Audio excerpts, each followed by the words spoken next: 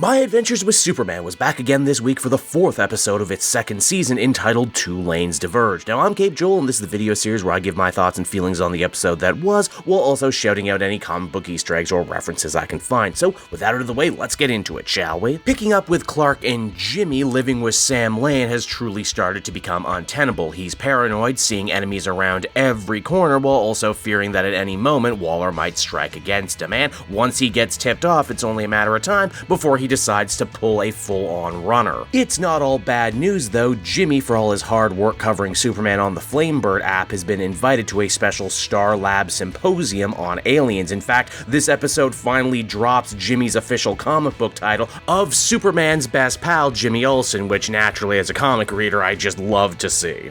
Naturally, Clark ends up becoming Jimmy's +1 for such an important event, and it serves as a nice distraction from all the mounting personal strife in Clark's life. He had hoped that him and Lois could share in the search for his cousin Kara, but once again, her own issues with her father, as well as secrets about a job offer, have taken precedent once more. We learned that this S.T.A.R. Labs event will actually be something of a star-studded affair, attended by the likes of Dr. Emil Hamilton, who in the comics was a friend and sometimes foe of Superman, usually always seen working at a top spot at S.T.A.R. Labs, as well as General Eiling, another foe of Superman, as well as the entire DC universe occasionally, who also becomes a giant Hulk monster himself called the General. Now, those were pretty obvious, but the deepest cut this episode actually came with the reference to Senator Sackett. Now, in the books, there's been a few different Sacketts. Sometimes they're just mayor of Metropolis, sometimes they're only council members, but they're usually always corrupt politicians in the pocket of Lex Luthor. This is another episode 2 where I give them all the props in the world for really looking to build up the character of Clark Kent and not just Superman. You may have noticed 2 seasons in and Clark has yet to don his classic civilian outfit of blue suit, white shirt, red tie. Here Jimmy actually gives him his very first blue suit, which I thought was a super nice touch. In fact, a huge chunk of this episode is really about hitting home what good friends Jimmy and Clark are. In fact, we learned that they've known each other since college. However, they're really not the main focus this week, because as the title might lead you to believe, the real meat of things is Lois and her strained relationship with her dad. You see, when Sam decides to run, Lois gives chase, and we're treated to several flashbacks to their early lives and what brought them to this moment in time. Much like in the comics, Lois was an army brat. Her mother died when she was very young, and she spent the rest of her life moving from place to place as her father's job dictated. This meant that she was never able to lay down any roots or make any friends for very long. This meant that Lois held on to her relationship with her father harder than anything else, even though, as Sam himself admits in this episode, he kind of bungled it as a dad, choosing to bond with his daughter by teaching her military tracking skills that he hoped would make her tough, but in reality really only served to deflect from the real emotional problem she was dealing with. This revelation also really helps us understand Lois's internal struggle with that new job offer that she was given at the end of last episode. Lois might end up thriving if she moves to Gotham, but uprooting her entire life, leaving her friends behind, wouldn't that just end up making her exactly like her father, who she resents so much? Yet who she transversely is incapable of letting go even when he is actively trying to run away from her? Hell, learning what we do about Sam in this episode also makes more sense about why he was so hard on Clark every time we've seen them together. He's basically projecting. You know, hey you better not hurt my daughter because I have a long and storied history of hurting my daughter. Now, I mentioned it a bunch in season 1, but the major theme of the show when it started was the search for truth, which makes a lot of sense for Superman. Here in season 2, though, I think we can probably see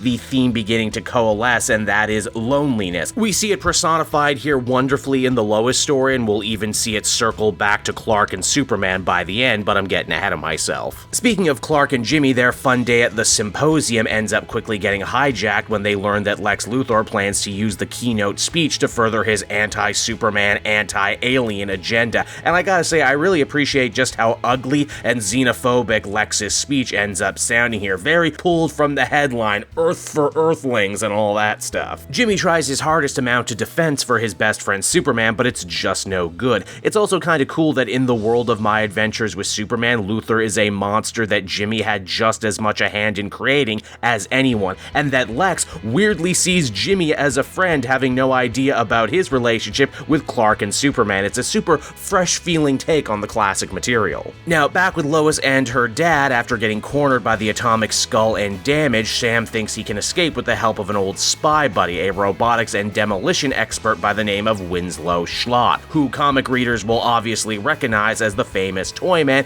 one of Superman's most recurring comic book foes. Couple things that stuck out to me right away about this scene. One of the toys that Schlott is playing with just so happens to look like the robotic housing for the brain from last season, meaning that maybe in this world he worked for Cadmus. Furthermore, he's a lot older than the Toyman is normally shown to be in Superman comics, maybe implying that the next time we see the Toyman in the show, maybe his son Schlott Jr. will have taken up the mantle, or maybe we'll even see the Japanese hero Toyman. In classic espionage fashion, this all ended up being one giant trap set by Deathstroke to get Sam out in the open so they could take him out once and for all. Luckily, Lois and Sam are able to fall back to the S.T.A.R Lab Symposium and make use of some of those amazing weapons and gadgets that were featured earlier on, because you just knew the second we saw all of them, they were gonna come into play by the end, right? That's called a Chekhov's gun. Lois and her dad fight valiantly, and once Superman ends up joining the fray, the bad guys have no choice but to fall back. The day is saved, but once again, it's not a happy ending, as Lex uses the fact that Superman was able to so easily overpower what was supposed to be cutting-edge military tech as grounds to further kick up more anti-alien, anti-superhero sentiment. Sentiment that he, Waller, and Task Force X planned to manipulate, getting all of these captains of industry and super science on their side. The saddest part is that once the severity of the situation has really kicked in, and once Jimmy fully realizes what Lex has become, even he can't mount a defense for his friend this time, which absolutely breaks Clark's heart. But would you believe me if I said things could actually get worse for the Man of Steel? Superman flies over to Lois hoping to find some sort of solace, only to mishear a conversation she had with her father about Clark being weird, which only serves to add more salt into Superman's already open wounds. Sam also ends up not sticking around either, running out on his daughter once again, meaning that there's plenty of heartbreak to go around for everyone. It's here at his personal loneliest, most alienated, and most isolated, Superman decides to activate the beacon to contact his cousin alone, which interestingly just so happens to coincide with the return of that strange masked Kryptonian from season 1, the one who said, Neil, maybe in this universe General Zod and Supergirl are actually the same person?